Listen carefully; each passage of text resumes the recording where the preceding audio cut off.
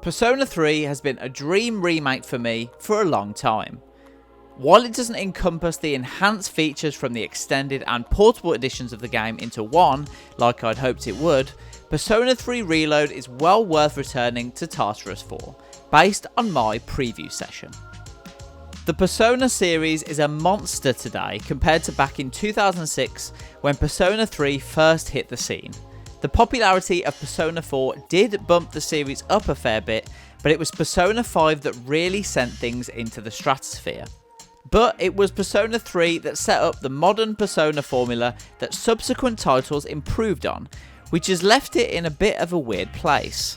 Persona 3 has had 3 releases to date. The 2006 original kicked things off, then came Persona 3 FES, which included some brand new additions to the main game, including new personas and extra side content, as well as a standalone epilogue which followed one of the party members, Aegis, after the events of the game. Finally, there was Persona 3 Portable, which added an alternate version of the main campaign with a female protagonist, and finally allowed you to control your party members in combat, so the need for a definitive edition of the game has been a major focus in the fanbase. While Persona 3 Reload disappointingly doesn't include the epilogue or the female protagonist, it manages to feel like a definitive edition regardless. While my Persona 3 Reload Gamescom preview focused mainly on the Tartarus dungeons, during this particular event I was able to check out the day-to-day experience of Persona 3 Reload.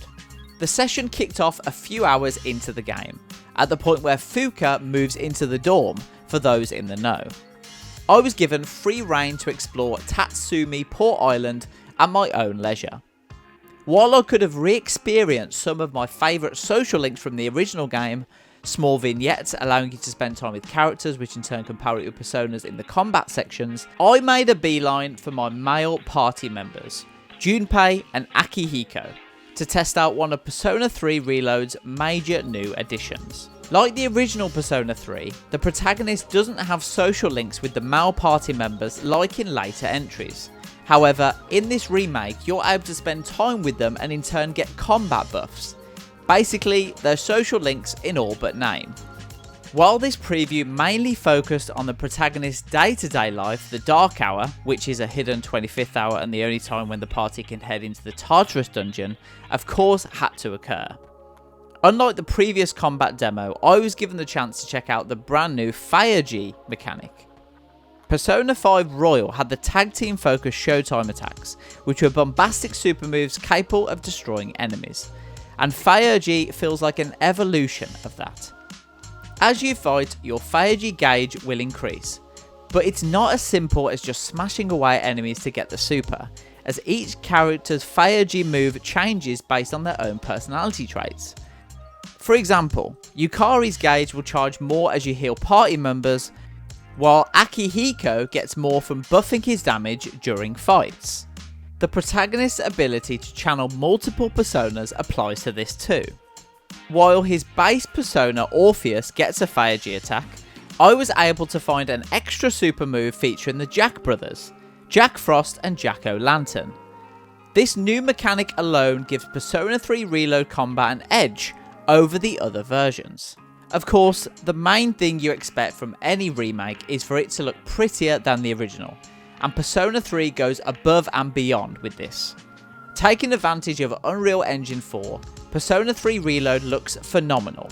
Smooth and vibrant, it makes the already gorgeous Persona 5 Royal pale in comparison.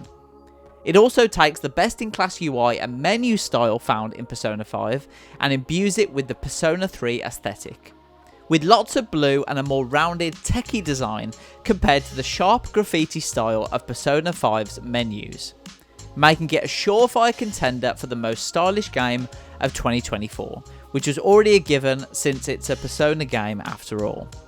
While I am a bit disappointed that the answer epilogue and the female protagonist are nowhere to be found, there's a lot to love about Persona 3 Reload.